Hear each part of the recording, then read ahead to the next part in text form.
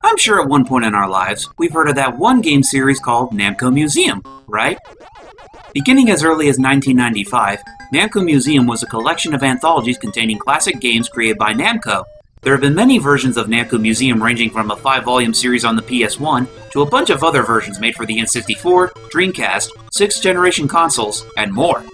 As much as I'd love to talk about the original PS1 anthology, I unfortunately don't own a copy of any of them, so we'll just have to settle with this one instead. Namco Museum Remix. Oh, sorry, I meant to say Megamix. This version of Namco Museum is a pretty unique one to say the least. It contains the usual collection of classic Namco titles, but what makes it stand out are its remix games, which are massive revamps of some of Namco's more iconic arcade titles. And then some. Initially, the game was released in 2007 as Namco Museum Remix, but for the sake of this episode, we'll be using its 2010 update, Namco Museum Megamix, as the focus, seeing how it has a little more than what Remix offered. So, with all that said, let's put on our nostalgia goggles and let us enter the colorful wonderland of Namco Museum Megamix. Yay! As early as after the title screen, you'll be thrust into this hub world as familiar Namco mascot, Pac-Man. As Pac-Man, you'll be free to explore this hub world and access one of the 7 main areas of the game. 6 of the 7 are entrances to the Remix games, which consists of Galaga Remix, Rally X Remix, Pac-Motos, Gator Panic Remix, Grobda Remix, and probably the most notable of them all, Pack-and-Roll Remix. For now, we won't be talking about these remix games just yet, so let's head on down to the Carnival Arcade and take a look at all the classic Namco titles that have made it into this edition of Namco Museum. First up, we have Cutie Q, a rather early game in Namco's library. This was pretty much a prettied-up Breakout-inspired game. I think the gameplay here more or less speaks for itself. Moving on. Next up, we have Galaxian. I'm sure we already know how this sucker plays by now, right? You control a spaceship on the bottom corner of the screen that has to take out all the aliens on top with this rather slow-moving projectile. Okay, this game's starting to bore me. Can we move on to something else? Now that's more like it. A game I think everyone and their mother should know at this point. Galaga was the more successful sequel to Galaxian, coming jam-packed with a faster-moving ship and enhanced firepower. Now this game's cool and all, but maybe we can do more with this concept. Let me think.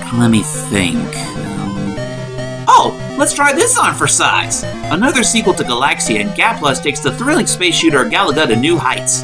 Aside from the usual fast-paced alien shooting of Galaga, this game also features a kick-ass power-up that allows you to pull in enemy ships with a tractor beam and use them as extra firepower against your enemies. Oh yeah, this is just... oh yeah, so satisfying. Wait, what? Hey, my ships! Oh, whoops, I died. With all that said, Gaplus isn't as fondly remembered as Galaga, which I do find rather odd seeing how much of an improvement this was over Galaga. Well, what can you do about that? Next up, we have Super Pac-Man. No, not that schmuck. I'm talking about the official sequel to the original Pac-Man. Super Pac-Man attempted to try something a little different with the formula that was already established with the first game and Midway's own Miss Pac-Man. The core gameplay is still the same as the original, but instead of Pac Dots, Pac-Man has to collect food items which are inside pathways that are locked without collecting specific keys. Making a comeback are the Power Pellets, which allow Pac-Man to eat the ghost monsters chasing after him. But new to this game are these green radioactive Power Pellets that'll turn Pac-Man into a behemoth! Now this is a pretty cool power-up in theory, allowing you to break through locked barriers and pass through ghosts with ease. However, this super form of Pac-Man is pretty difficult to maneuver, what with his large sprite clipping through the maze and all. It's still a fun game, don't get me wrong, but I'd be lying if I said I didn't understand why this game wasn't as successful as the original. No hard feelings, Super Pac-Man, you still rock. Not you. Seriously, Hanna-Barbera, what were you thinking? Now let's look at Pac-and-Pal, which was at one point considered the rarest Pac-Man title of all time. The core goal is the same as Super Pac-Man, just collect all the key items and avoid the ghosts. While the Power Pellets are nowhere to be found, you now have specific items, such as Galaxians, to power up Pac-Man. When powered up, Pac-Man can emit strong sound waves that'll stun ghosts for a set time. Introduced into this game is Miru, the pal of this game. However, contrary to the title, she's not so much a pal, but rather a double agent. All she does is take whatever key item is within reach and bring it back to the ghost house, rendering it unobtainable. On the flip side though, it'll be counted as collected, so if it's the last item you had to obtain and it reaches the ghost house, the stage will be cleared. By the way, for those unaware, Pac-and-Pal is actually the official Japanese version of what we Americans got, Pac-Man and Chomp Chomp. It's pretty much the same game, but instead of Miru, we got that sphere-shaped mutt from the cartoon. Oh well, better him than Sourpuss. Next up is Xevious, a top-down shooter where you not only battle enemies in the sky, but also on the ground. By pressing a certain button, your ship will shoot out bombs that'll attack land-based enemies. It's a decent game that I can't help but feel I've seen quite a bit. It was available as a 3D Classics game on the eShop, and it was even an unlockable in Star Fox Assault, also made by Namco. Boy, Namco sure has its heart out for Nintendo. Here's another popular one, Dig Dug! I think we all know how this one works, right? Just dig through the underground and take out all the cute little Pukas and Figars with your poke. You really gotta feel bad for those guys, going out in such a brutal manner. Jeez, Taizohori, you're a jerk! And here's the less successful sequel, Dig Dug 2. You're no longer underground, but up on dry land. You still have to take out all the cute little creatures inhabiting the islands, but now you have a drill which you can use to collapse one part of the island, which is pretty effective to taking out enemies on that side of the island. I'm curious how this game ended up not being as popular as the original. Maybe it has something to do with the lack of this? Now here's a personal favorite of mine, Mappy! As a member of the Micro Police, it's my job to recover all the stolen items from the nefarious Namco and his gang of naughty Mukis. I've trained all my life for a case like this. I shall not fail you, Micro Police! Oh, I died. During gameplay, Mappy will have to avoid the Mukis while recovering all the stolen items, while also making smart use of the trampolines and doors littered around the house. Namco will not intentionally go after you, though he does count as an instant kill. But if you can catch him behind one of those stolen items, you'll get additional points. You'll also play some bonus rounds where you have to pop as many balloons as you can. I can't say for sure why I like this game so much, but I think that catchy theme song has something to do with it. Maybe one day I'll consider redoing that remix I did of it at one time.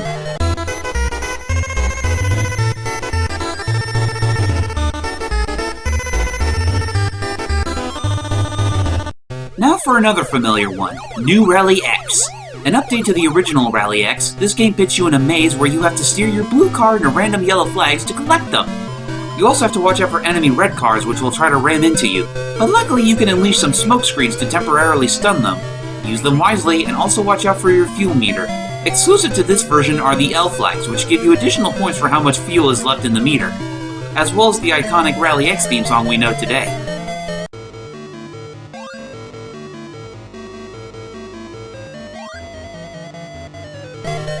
And finally, we have Pac-Mania, an upscaled version of the original Pac-Man released in 1988. Unlike previous official sequels, this one goes back to the basics as you have to have Pac-Man collect all the dots while avoiding the ghosts.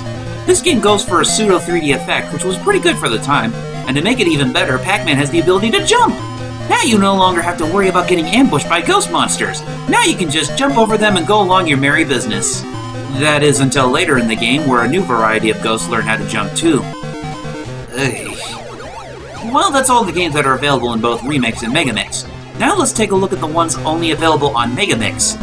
For starters, we have Grobda, a game which puts you in control of a tank fighting other tanks. You have a pretty powerful laser at your disposal and a shield, but don't get too cocky as it's pretty easy to get yourself smoked by enemy tanks. Any kill, whether by yours or your enemies, will leave a circle-shaped explosion that'll impact other enemies and yourself, so use this method wisely. Next up, we have Bosconian, which is a pretty interesting case. It's a top-down shooter much akin to Atari's own Asteroids, where you have to find and destroy these space colonies with your laser, which can shoot in 2 different directions. You can either destroy the 6 major portions of the colony to destroy it, or you can shoot down the middle to completely destroy it, which is harder to do but all the more satisfying. There's not much else I can really say about it, but it's certainly a fun one. King and Balloon is another special case that was released pretty early in Namco's arcade lifecycle. It's a game heavily based on Space Invaders where you have to protect your king from evil enemy balloons. I seriously could not make that up if I tried. Even though your character can get killed by the enemy balloons, it won't count as a life loss.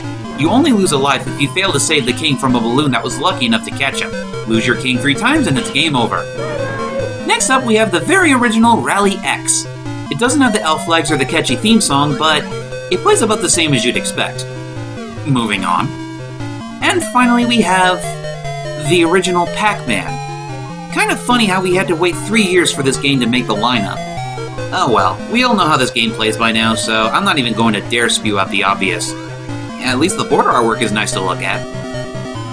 And with that, that's all of the classic Namco games you'll find on Namco Museum Megamix. So now let's actually take a look into what makes this game special, the Remix games. The biggest of the Remix games, and what was ultimately used as a basis for Namco Museum Remix as a whole, is Pac-N-Roll Remix. This one isn't based on any classic Namco titles, but rather a somewhat recent title released for the Nintendo DS called Pac-N-Roll. The original game involved the player guiding a completely limbless Pac-Man through 5 worlds using the touchscreen and stylus. Seeing how Pac-N-Roll Remix is only exclusive to the silver screen, this method has been ditched and now Pac-Man is controlled with the Wii Remote and Nunchuck. You can move him around using the control stick, make him perform a dash attack by shaking the Wii Remote, and have him come to a complete halt by pressing the Z button. Dashing and putting on the brakes are very essential abilities in this game. Without them, well, you'll more often than not find yourself stuck or helplessly fall into a lot of pits. The basic goal of Pac-N-Roll is to guide Pac-Man from point A to point B, while collecting as many Pac Dots as you can and avoiding the ghosts. As usual, you can find power pellets here and there and use them to eliminate the ghosts. And every so often, you'll come across food items. Food items will restore some health, yes, you have a health bar in this game, and finding a rare whole dish of pizza will enhance the health bar, allowing Pac-Man to sustain more hits. Along the way, you'll also come across these chocolate bars that'll transform Pac-Man into either a heavy armor-wearing knight, or something I like to call Peter Pan meets Asterix. The knight armor is basically a heavier Pac-Man that can sink into water. Yes, believe it or not, regular Pac-Man doesn't sink. He is a Pac God. And breaks steel crates. The wing cap grants Pac-Man greater speed and the ability to hover in the air, which is especially necessary with puzzles involving these popper pads. Throughout the adventure, Pac-Man's going to need to collect as many Pac Dots as he can get his hypothetical hands on, because every so often he'll come across these gates that will block his way if he doesn't have the appropriate amount of Pac Dots. These gates are in the visage of Pac-N-Roll's main antagonist, Gulvis. Who exactly is Gulvis? Well, in the original game, it's stated that he's an all-powerful ghost monster that was responsible for turning Pac-Man and his people into limbless, spherical balls. The Remix edition completely nixes any plot points introduced in the original, so Gulvis here is just the basic bad guy Pac-Man has to defeat. After the end of every world excluding Castle Pac, you'll have to fight Gulvis. His patterns are usually the same in each battle, but the arenas you fight him in are different. In order to defeat Gulvis, you have to collect 3 power pellets in a row to weaken him, and ultimately chomp out a unit of his health. Repeat the process 3 times in order to win the battle, but be careful, as he doesn't know the meaning of the term mercy. Going into Pac-N-Roll Remix during the recording process, I didn't have too much of a problem with the game until halfway through the 3rd world, Sweet Slam. At this point it starts to become more evident that Pac-N-Roll Remix doesn't control quite as tight as it could have. There were times when Pac-Man was a little unresponsive and ended up costing me a life, and it only got worse once I had to tackle the last 2 worlds, Flaming Fortress and Gulvis' hideout. It's here where you'll end up dying the most, as the level layouts tend to get pretty cheap to a point where you'll get more game overs than you expected to get when you first started, and the awkward camera controls don't help either. Though to be fair, after the recording process and as a case of just wanting to play for kicks, I went back to one of the harder levels in Flaming Fortress and I didn't die a single time, while also getting all the gold cherry achievements in that level. I'm not sure whether this is a case of trial and error or if Murphy's Law came into play during the recording process, but Pac-N-Roll Remix's later levels will certainly test your mettle, for better or worse. Anyhow, with Pac-N-Roll out of the way, let's move on to Galaga Remix, which is probably the shortest of the major Remix games, only containing 3 worlds with 3 levels each. Galaga Remix plays almost nothing like the original Galaga, as your objective is to protect Pac-Man from swarms of Galaga's minions. The game is played out like an on-rail shooter, in which you have to shoot incoming enemies by pointing at the Wii Remote and pressing the B button. Flicking the control stick will have Pac-Man perform a jump, which is only used to avoid enemy projectiles if possible. Most of the enemies in the game are just there as shooting fodder, but if one of them has a red crosshair showing, it means they're planning to attack Pac-Man, so shoot those suckers as quickly as possible. Galaga Remix is a pretty enjoyable ride, even if it is on the short side. Now let's move on to Pac-Motos, the only Remix game not to have Remix in the title. Pac-Motos hasn't really changed all that drastically compared to the original Motos. You still ram into stuff, but as Pac-Man. Much like in the original Motos, you can collect power-ups to increase Pac-Man's abilities, such as being able to push enemies farther and jumping to break the ground below you. New to Pac-Motos is a power-up that gives Pac-Man the ability to charge up a dash attack that will stun enemies. The charge and jump power-ups have Pac-Man don into a knight's armor or Peter Pan hat respectively, much like in Pac-N-Roll. When using both a charge and jump power-up, Pac-Man looks like a male equivalent of a Valkyrie. If there ever was such a thing. Despite the simple and goofy objective, Pac-Motos is still a fun little game that sadly is as short-lived as Galaga Remix. if only because its levels are really freaking short. I mean, seriously, look how long it took me to beat this level.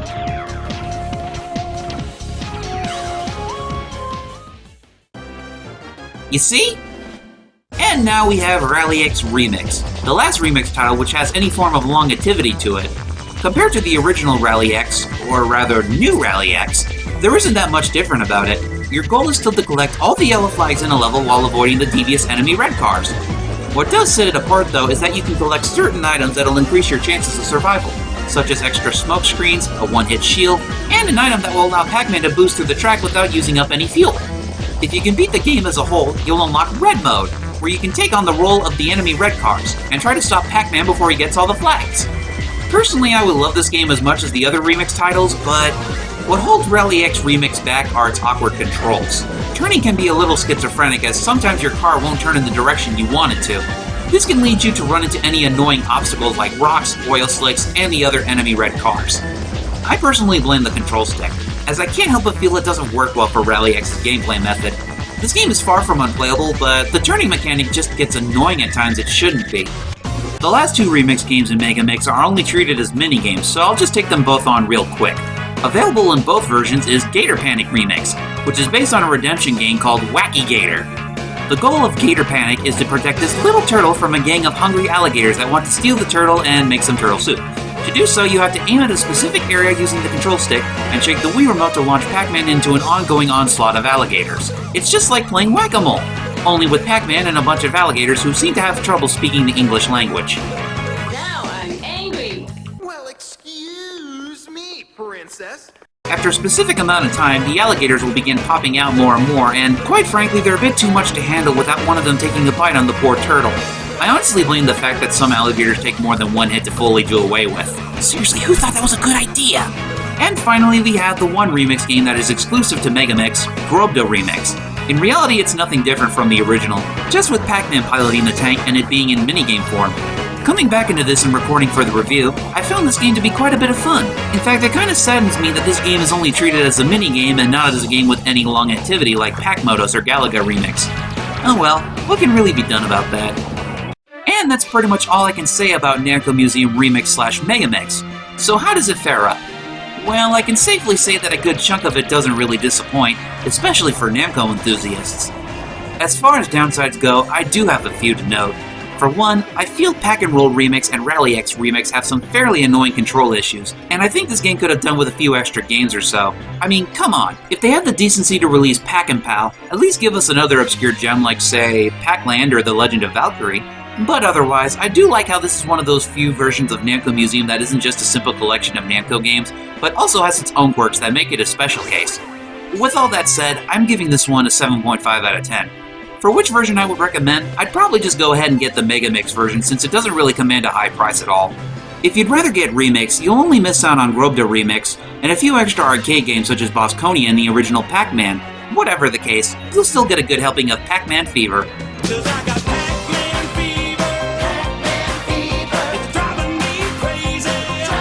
No, not that song. Thank you. This has been QuikViews, and I'm Captain Reginald / JamesMan Extreme, and I hope to see you all for the next episode of QuikViews. Take care. The hell with it.